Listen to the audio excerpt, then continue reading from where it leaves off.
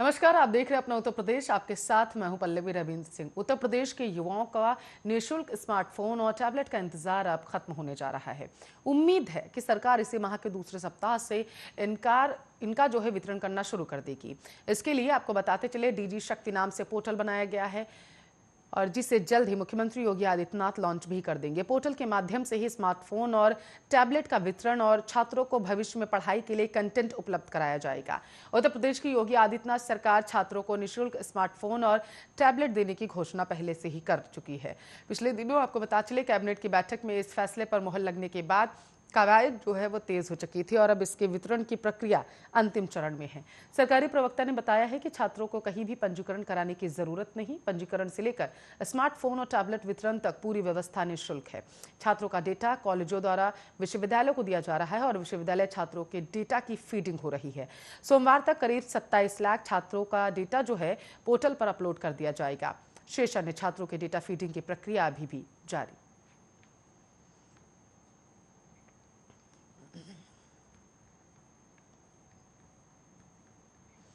राजनीति की बात करेंगे। उत्तर प्रदेश में विधानसभा चुनाव से पहले राज्य के उप मुख्यमंत्री केशव प्रसाद मौर्य ने नया नारा दिया है। केशव ने ट्विटर पर लिखा कि अयोध्या काशी में भव्य मंदिर बन रहा है, अब है मथुरा की बारी। इस नारे से ये साफ पता चल रहा है कि बीजेपी पूरी तरीके से हिंदुत्व के मुद्दे पर चुनाव में उतरने की तैयारी कर चुकी है।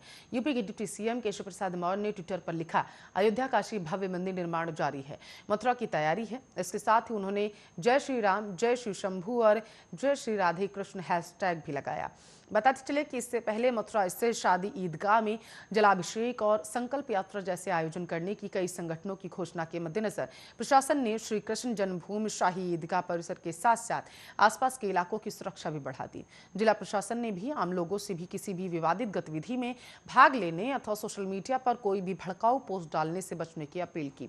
ऐसा करने वालों पर सख्त कार्रवाई की चेतावनी दी गई। आपको बताते चले कि विवादित स्थल से शादी ईदगाह को हटाए जाने की मांग को लेकर अखिल भारत हिंदू महासभा, श्री कृष्ण जन्मभूमि मुक्ति आंदोलन समिति, नारायणी सेना नामक कई संगठनों और कुछ लोगों द्वारा व्यक्तिगत रूप से स्वयं को भगवान श्री कृष्ण का अनुयायी बताते हुए मथुरा की जिला एवं सिविल जज की अदालत में वाद दाखिल किया गया है, जो विचाराधीन है। अभी पुलिस अधीक्षक मार्तंड प्रकाश सिंह ने बताया है कि पुलिस जवानों को सतर्क रहने के निर्देश दिए गए।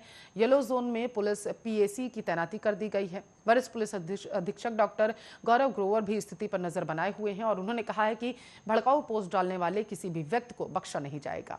ऐसे लोगों के खिलाफ कठोर कार्रवाई की जाएगी।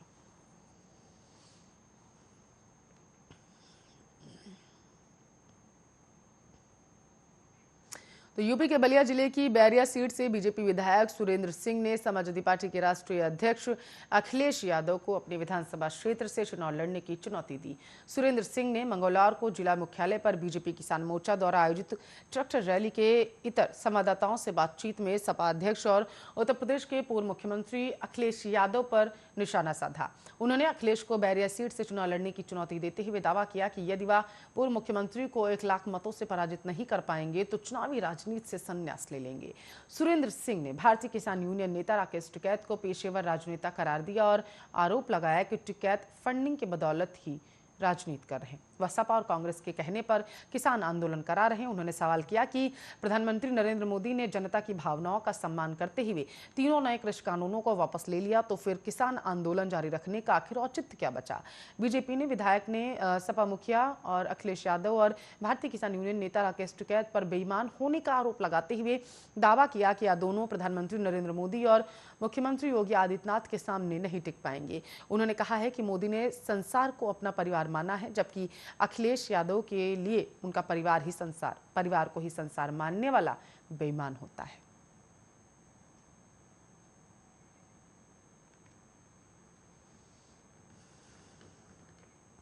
तो परिवारवाद के आरोप को लेकर अक्सर भारतीय जनता पार्टी के निशाने पर रहने वाले समाजवादी पार्टी के अध्यक्ष अखिलेश यादव ने बुधवार को पलटवार करते हुए कहा कि जिनके पास परिवार नहीं है वे जनता का दर्द आखिर क्या समझेंगे। अखिलेश ने बांदा में एक जनसभा में किसानों की आत्महत्या की घटनाओं का जिक्र करते हुए कहा, इन किसानों के परिवार की सिर्फ सपा ने ही मदद की। उन्होंने किसी का नाम लिए बगैर कहा, हम सब परिवार वाले लोग हैं, इसलिए जानते हैं कि अगर किसी मजदूर या किसान की जान चली गई तो उसके परिवार का आखिर क्या हाल होगा। अगर किसी परिवार के सामने संकट आया तो हम खड़े हुए। परिवार वाले ही परिवार वालों का दुख दर्द समझ सकते हैं। जिसके पास परिवार नहीं है वे आपकी परवाह नहीं कर सकते। अखिलेश यादव ने आरोप लगाया कि बांदा में शराब के नशे में एक गरीब को मार दिया गया, लेकिन राज्य सरकार ने पीड़ित के परिवार की कोई मदद नहीं की। सिर्फ समाजवादी पार्टी के लोगों ने ही उनकी सहायता की। अखिलेश ने राज्य में सत्तारूढ़ भाजपा पर निशाना साधते हुए कहा कि दमदार सरकार चलाने का दावा करने वाले लोग झूठ बहुत दमदार बोलते हैं। भाजपा ने शिक्षा मित्रों से नौकरी का वादा किया था, लेकिन अपने 4.5 साल के कार्यकाल में इस पार्टी ने नौजवानों के नौकरी के सपने को ही खत्म कर दिया। उन्होंने कहा, अब सुनने में आया है कि मुख्यमंत्री नौजवानों को स्मार्टफोन और टैबलेट देंगे। जो लैपटॉप नहीं चला सकता वह आपको लैपटॉप नहीं दे सकता। क्या मुख्यमंत्री योगी लैपटॉप चला सकते हैं? अब तो सुनने में आया है कि वह स्मार्टफोन भी नहीं चला सकते। अगर चला सकते होते तो हमारे नौजवानों के हाथ में अब तक राज्य सरकार ने स्मार्टफोन दे दिया होता। आपको योगी सरकार चाहिए या योग्य सरकार चाहिए?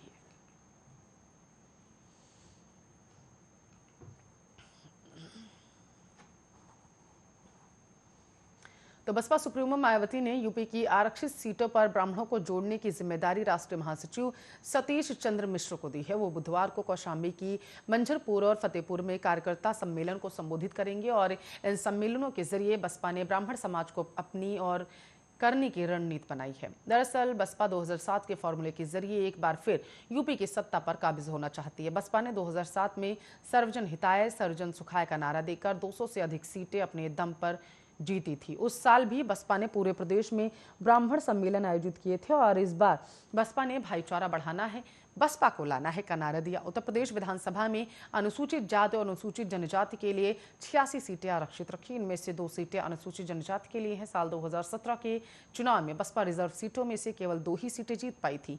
बसपा ने 2007 के चुनाव में इनमें से 61 सीटें जीती थी और उस समय 89 सीटें रिजर्व थी। वहीं 2012 में उसे केवल 15 सीटें ही मिली थी।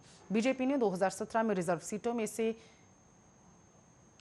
69 सीटें जीती थी। वहीं सपा ने 2012 में 58 सीटें जीती थी। यूपी की आरक्षित सीटों में 65% से अधिक सीटें जीतने वाली पार्टी ही सरकार बनाती। इसी को ध्यान में रखते हुए बसपा ने अपना ध्यान अधिक से अधिक रिजर्व सीटें जीतने पर लगाया।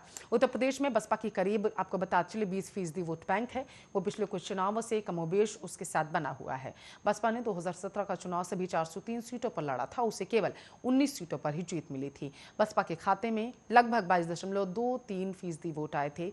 आरक्षित सीटों की इस लड़ाई में सतीश चंद्र मिश्र एक एक करके प्रदेश के सभी आरक्षित विधानसभा सीटों पर सम्मेलन आयोजित करेंगे और इसमें सभी वर्गों के लोगों को बुलाया जाएगा।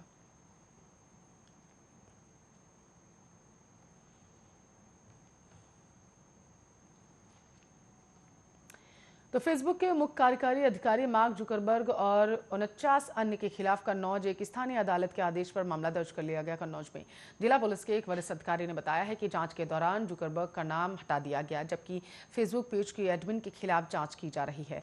ठटिया के थाना प्रभारी प्रयाग नारायण वाजपेयी ने बताया है कि मुख्य न्यायाधीश मजिस्ट्रेट धर्मवीर सिंह ने सोमवार को पुलिस को मामला दर्ज करने का निर्देश दिया था, जिसके बाद सराहती गांव निवासी अमित कुमार की शिकायत पर ठटिया थाने में मामला दर्ज किया गया। अदालत के समक्ष अपनी अर्जी में अमित कुमार ने कहा था कि फेसबुक पर बुआ बबुआ नाम से एक पेज है जिसमें समाजवादी पार्टी प्रमुख और उत्तर प्रदेश के पूर्व मुख्यमंत्री अखिलेश यादव की छवि खराब करने की कोशिश की जा रही। कुछ दिन पहले अखिलेश पर एक कार्टून बनाकर पोस्ट किया गया था। बुआ बबुआ का नारा तब गढ़ा गया था जब बसपा प्रमुख मायावती और अखिलेश ने 2019 के आम चुनाव में गठबंधन किया था। अमित कुमार ने बताया कि इस मामले में 25 मई को एक पंजीकृत डाक के माध्यम से पुलिस अधीक्षक को एक आवेदन भेजा गया था, लेकिन कोई कार्रवाई नहीं की गई, जिसके बाद उन्होंने अदालत का रुख किया और मामला दर्ज करने का आग्रह किया। अखिलेश के बाद आपको बता चलूं उनकी पत्नी डिंपल यादव 2012 और 2014 में कन्नौज से सांसद चुनी गई थी। 2019 के चुनाव में इस सीट से बीजेपी के सुब्रत पाठक विजयी हुए थे।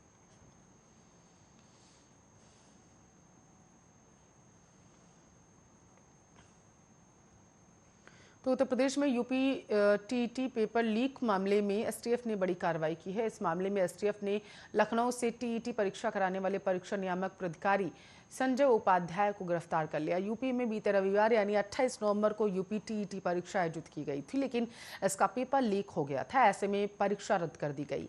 इस मामले में यूपी एसटीएफ जांच कर रही है। यूपी में बीते रविवार यानी 28 नवंबर को यूपी टीईटी परीक्षा आयोजित की गई थी, लेकिन इसका पेपर लीक हो गया था। ऐसे में परीक्षा रद्द कर दी गई थी। आपको बता चले इस मामले में यूपी एसटीएफ अब जांच कर रही है। इस परीक्षा का आयोजन पीएनपी ने कराया था। संजय उपाध्याय को परीक्षा नियामक प्राधिकारी बनाया गया था। संजय उपाध्याय पर ही इस परीक्षा के आयोजन की जिम्मेदारी थी। सरकार ने पेपर लीक होने के मामले को उनकी बड़ी चूक माना और मुख्यमंत्री के निर्देशों पर मंगलवार को संजय उपाध्याय को निलंबित किया गया। यूपी टीईटी पेपर लीक मामले में यूपी एसटीएफ जांच कर रही है। अब तक इस मामले में 29 से ज्यादा लोगों की गिरफ्तारी हो चुकी है। ये गिरफ्तारियां उत्तर प्रदेश के अलग अलग शहरों में हुई हैं। 20 से अधिक संदिग्धों से हिरासत में पूछताछ की जा रही है, लेकिन इस पूरी कवायद के बाद भी साफ नहीं हो पाया है कि आखिर प्रदेश की सबसे बड़ी परीक्षा का पेपर लीक हुआ तो हुआ कैसे। सॉल्वर गैंग को पेपर रविवार रात, आपको बताते चले, जानकारी के अनुसार 12:05 पर मिल चुका था।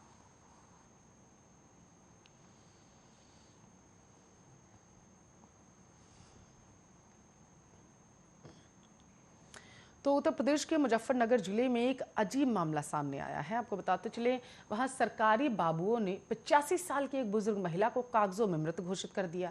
इससे उसकी वृद्ध पेंशन जो है वो रुक गई थी। इससे परेशान इस बुजुर्ग ने अधिकारियों के यहाँ फरियाद की। अधिकारियों ने जब जांच कराई तो बुजुर्ग महिला को जिंदा पाया गया। अब जिला प्रशासन ने इस मामले का संज्ञान लेकर आरोपी अधिकारियों के खिलाफ कार्रवाई के आदेश दिया। मामला 85 साल की हो चुकी बूंदी का है। आपको बता चले, खतौली के मिट्ठूलाल मोहल्ले में रहने वाली बूंदी विधवा, बेऔलाद और बेघर है। वो पड़ोसियों की मदद और वृद्धावस्था पेंशन के सहारे जिंदगी गुजार रही थी। बूंदी को सरकारी कर्मचारियों ने वार्षिक भौतिक सत्यापन में मृत दिखाकर उनकी पेंशन रोक दी गई थी। बूंदी सरकारी दफ्तरों के चक्कर काटकर खुद के जिंदा होने का सबूत देती रही, लेकिन उनकी कहीं सुनवाई नहीं हुई। ये मामला जब एसडीएम तक पहुंचा तो जांच में बूंदी जिंदा निकली। बूंदी समाज सेवी जमीन अंसारी के साथ गुरुवार को खतौली के एसडीएम जीत सिंह राय के सामने हाजिर हुई। उन्होंने एसडीएम को खुद को जिंदा बताते हुए अपनी पीड़ा सुनाई। बुजुर्ग की बीती सुनकर उप जिलाधिकारी भी हैरान हो गए। उन्होंने त्वरित कार्रवाई करते हुए लेखपाल अजेंद्र सिंह राठी को बुलाकर मामले की जांच के आदेश दिए।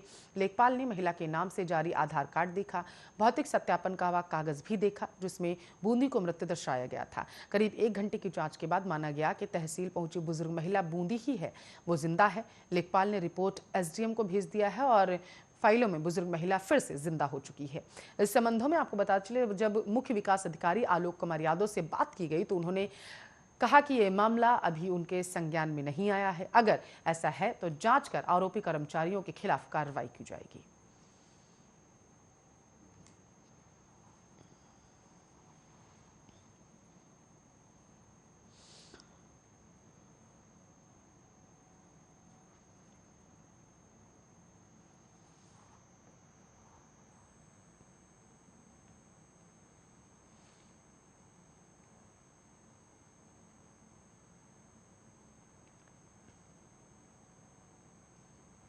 खबरों में आगे बढ़ते हैं। संसद में किसान वापसी का बिल पारित हो चुका है और इसे दोनों सदनों से मंजूरी भी मिल चुकी है, लेकिन किसान अभी भी बॉर्डर्स पर डटे हुए हैं और अब उनकी मांग है कि एमएसपी पर गारंटी कानून बने। अब ऐसे में सवाल उठता है कि आखिर एमएसपी है क्या और किसान इस पर गारंटी कानून क्यों चाहते हैं। विस्तार से इस रिपोर्ट में समझते हैं।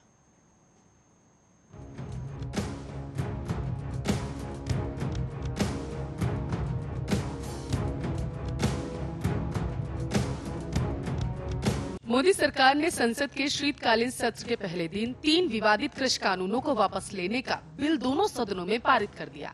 लेकिन पिछले 1 साल से धरने पर बैठे किसान इन कानूनों के वापसी के साथ साथ लगातार एक मांग करते आए हैं कि उन्हें उनकी फसलों पर एमएसपी की गारंटी दी जाए। अब पहला सवाल ये बैठता है कि आखिर एमएसपी है क्या और इसकी जरूरत क्या है। तो आपको बता दें कि किसानों के हित के लिए एमएसपी की व्यवस्था सालों से चली आ रही है। केंद्र सरकार फसलों की एक न्यूनतम कीमत तय करती है, इसे ही एमएसपी कहा जाता है। मान लीजिए आपकी अगर कभी फसलों की कीमत बाजार के हिसाब से गिर भी जाती है, तब भी केंद्र सरकार इस एमएसपी पर ही किसानों से फसल खरीदती है ताकि किसानों को नुकसान से बचाया जा सके। 60 के दशक में सरकार ने अन्न की कमी से बचाने के लिए सबसे पहले गेहूं पर एमएसपी शुरू की ताकि सरकार किसानों से गेहूं खरीदकर अपनी पीडीएस योजना के तहत गरीबों को बांट सके। वैसे तो एमएसपी तय होती है इस आधार पर कि किसानों को उनकी लागत का लगभग 50% रिटर्न मिल जाए, लेकिन असल में ऐसा होता नहीं है। कई जगह तो किसानों को एमएसपी से कम कीमत पर भी फसल बेचनी पड़ती है और जब इसको लेकर कोई कानून ही नहीं है तो फिर किस अदालत में जाकर वो अपना हक मांगेंगे। सरकार चाहे तो एमएसपी कभी भी रोक भी सकती है, क्योंकि ये सिर्फ एक नीति है, कानून नहीं। और यही डर अब किसानों को सता रहा है। यहाँ पर आपको ये भी बताते चले कि हर फसल पर केंद्र सरकार एमएसपी नहीं देती। सिर्फ 23 फसलें ऐसी हैं जिन पर एमएसपी सरकार तय करती है। कृषि मंत्रालय का एक विभाग commission for agriculture costs and prices गन्ने पर एमएसपी तय करता है। आपको बता दें ये बस एक विभाग है जो सुझाव देता है, ये कोई ऐसी संस्था नहीं है जो कानूनी रूप से एमएसपी लागू कर सके। अगस्त 2014 में बनी शांता कुमार कमेटी के मुताबिक 6% किसानों को ही एमएसपी का लाभ मिल पाता है। बिहार में एमएसपी से खरीद नहीं की जाती। वहाँ राज्य सरकार ने प्राइमरी एग्रीकल्चर कोऑपरेटिव सोसाइटीज यानी पैक्स के गठन किया था जो किसानों से अनाज खरीदती है। लेकिन आपको बता दें किसानों की ये शिकायत है कि वहाँ पैक्स बेहद कम अनाज खरीदती है, देर से खरीदती है और ज्यादातर उन्हें अपनी फसल कम कीमत पर बिचौलियों को बेचनी पड़ती है। इसमें से 7 अनाज वाली फसलें हैं, धान, गेहूं, बाजरा, मक्का, ज्वार, रागी, जौ।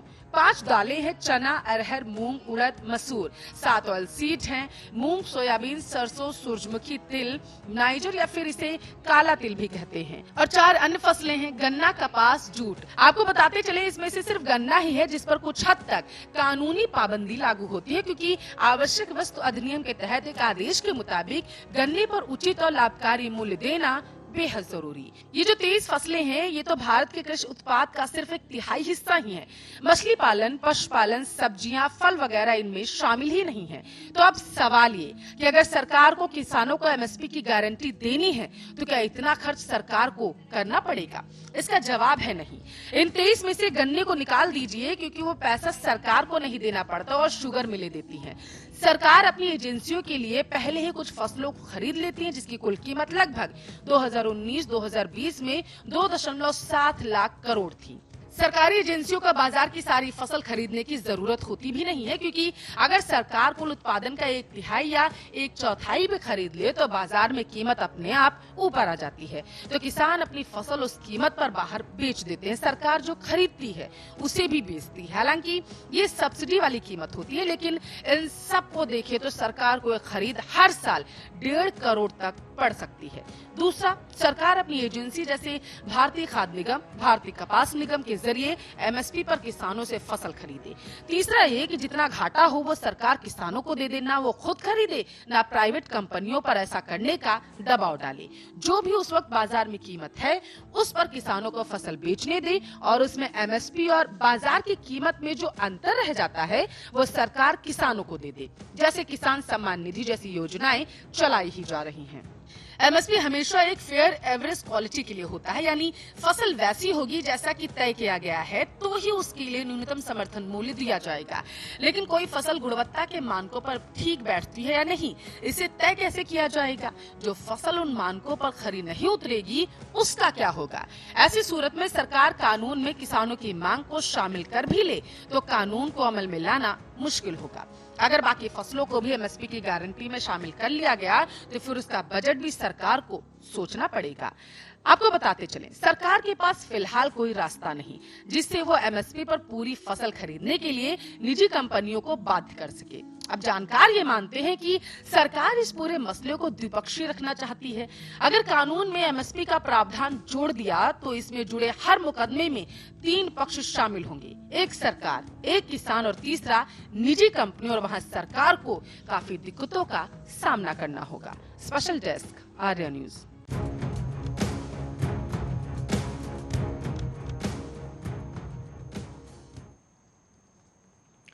चलिए इस रिपोर्ट से फिलहाल के लिए इस बुलेटिन में बस इतना ही। बने रहे हमारे साथ, देखते रहिए आर्या न्यूज।